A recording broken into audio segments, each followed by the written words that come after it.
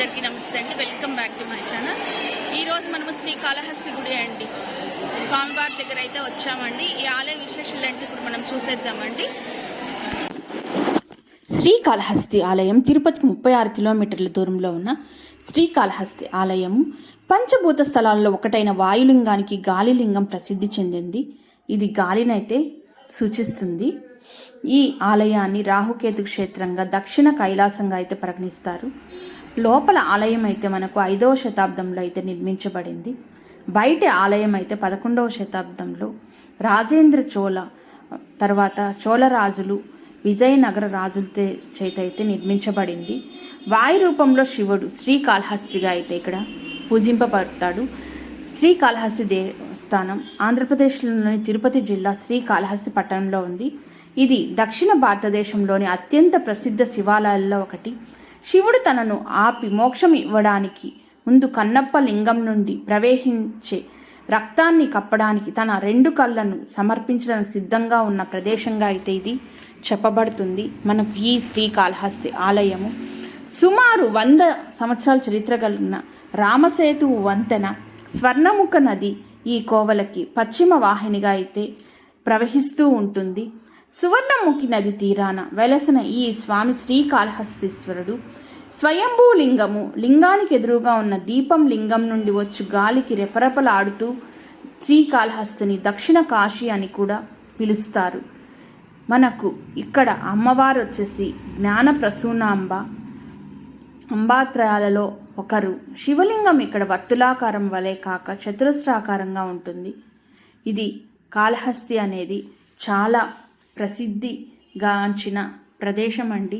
దీన్ని మనం అయితేనా దక్షిణ కాశీగా కూడా పిలుస్తామండి. ఇక్కడ కనిపిస్తున్నదంతా లోపల గుడి దగ్గర అండి. లోపల అయితేనే ఈ విజువల్స్ అన్నీ కూడా గుడి దగ్గర అండి.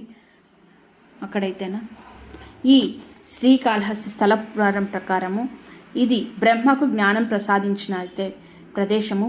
వశిష్ఠుడు సాలెపురుగు, పాము, ఏనుగు, బోయెడు అయిన తిన్నడు, కన్నప్ప, వేషకన్నలి, యాదవరాజు, శ్రీకాళహస్తి మహత్యం రాసిన వంటి వారి కథలు ఈ క్షేత్ర మహస్యంలో అయితే పెనవేసుకొని ఉన్నాడండి.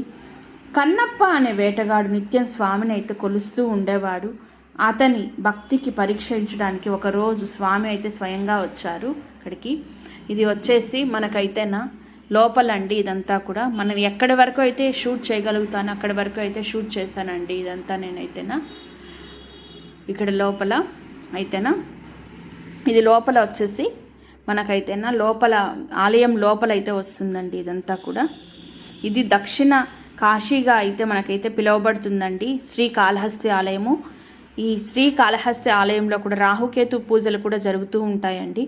చాలా అయితే ఇక్కడ ఫేమస్ అండి ఈ ఆలయం అయితేనా. తిరుపతికి వచ్చినప్పుడు తప్పకుండా మీరు కూడా దర్శించండి. స్వామివారి సేవలు అయితే తరించండి.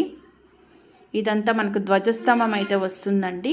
ఇక్కడైతేనా మనకు ఇక్కడ అక్కడేనండి. ఇది రాయం లోపలే వస్తుంది. ఇవన్నీ విజువల్స్ అన్నీ కూడా మనకైతేనా ఇదంతా కూడా చూడండి. ఇదంతా కూడా చాలా బాగుంటుందండి ఆలయాన్ని. ఒకసారి వెళ్ళేసి వచ్చినామంటే మళ్ళా వెళ్ళాలి అని చెప్పేసి అనిపిస్తుందండి. రాహుకేతు పూజలు కూడా ఇక్కడ ఎక్కువగా అయితే చేపిస్తుంటారండి. ఇక్కడ రాహుకేతు పూజలు చేస్తే మనకి ఏదన్నా చెడ్డ టైం నడుస్తూ ఉన్నా కూడా అది మంచి టైంలోకి రావాలి అని చెప్పేసి ఇక్కడ రాహుకేతులు పూజలు కూడా ఎక్కువగా అయితే జరిపిస్తూ ఉంటారండి. ఎక్కువగా కూడా మనం కూడా వెళ్ళి చేసినామంటే ఏదన్నా మనకు దోషాలు ఏవైనా ఉన్నా కూడా అవి తప్పకుండా తొలగిపోతాయి అని చెప్పేసి మన పురాణాలు అయితే మనకైతే చెప్తున్నాయండి. ఇక్కడైతే మనకు రాహుకేతు పూజలకి బాగా పేరుగాంచిందండి శ్రీకాళహస్తి ఆలయం అయితే. మనం రాహుకేతు పూజలు జరుపుకున్నా కూడా అక్కడ మనము ఆ టికెట్తో పాటునే మనము దర్శనానికి కూడా వెళ్ళవచ్చు. అక్కడికే మనము స్వామి దగ్గరికి అయితేనా అది కూడా అయితే ఫెసిలిటీ అయితే మనకైతే అక్కడైతే ఉంటుందండి.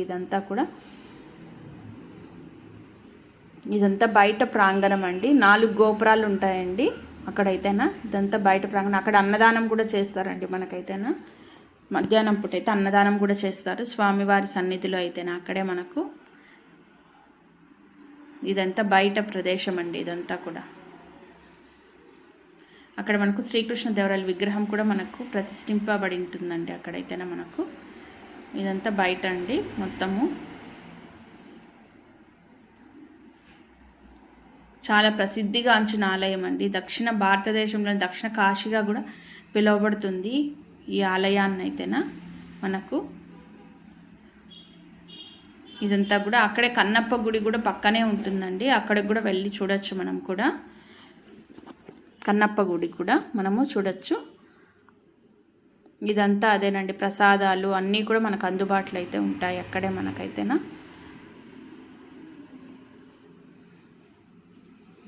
కన్నప్ప అనే వేటగాడు నిత్యం స్వామిని కొలుస్తూ ఉండేవాడు. అతని భక్తి పరిష్కరించడానికి స్వామి ఒకరోజు తన కంటి నుండి నెత్తురు కార్చాడంట.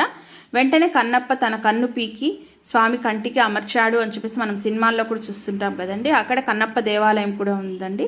అప్పుడు స్వామి వెంట కంటి నుండి కూడా నెత్తురు కారడం అయితే మొదలు అవుతుందండి. అప్పుడైతేనా భక్తుడైన కన్నప్ప సందేహించకుండా తన రెండవ కన్నును కూడా పీకి స్వామికి అయితే అమర్చాడు.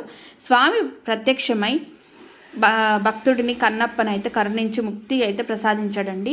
అంటే స్వామికి శివయ్యకైతే ఎవరైతే ప్రీతిపాత్రంగా తనని ఎవరైతే వేడుకుంటారో వాళ్ళకి తప్పకుండా అయితే ఆయన అయితే చాలా మంచి చేస్తాడండి. మన పురాణాలే చాలా చెప్తున్నాయి కదండి మనకైతేనా. భక్త కన్నప్ప కావచ్చు. రావణాసుడు కూడా శివుడికి అయితే చాలా భక్తుడండి. అట్లా చాలా అయితే ఆయన కూడా చాలా తపస్సు చేశాడు కదండి, అది మనం సినిమాలలో కూడా చూస్తూ ఉంటాడు కదండి. అట్లే శ్రీ మంజునాథుడు కూడా కదండి. అట్లా స్వామిని అయితే ఎవరైతే మనసారా మనం వేడుకుంటామో వాళ్ళకి తప్పకుండా స్వామి అయితే మంచి చేస్తాడండి. ఈ దక్షిణ కాశీగా అయితే ఇక్కడ పేరు పొందిందండి.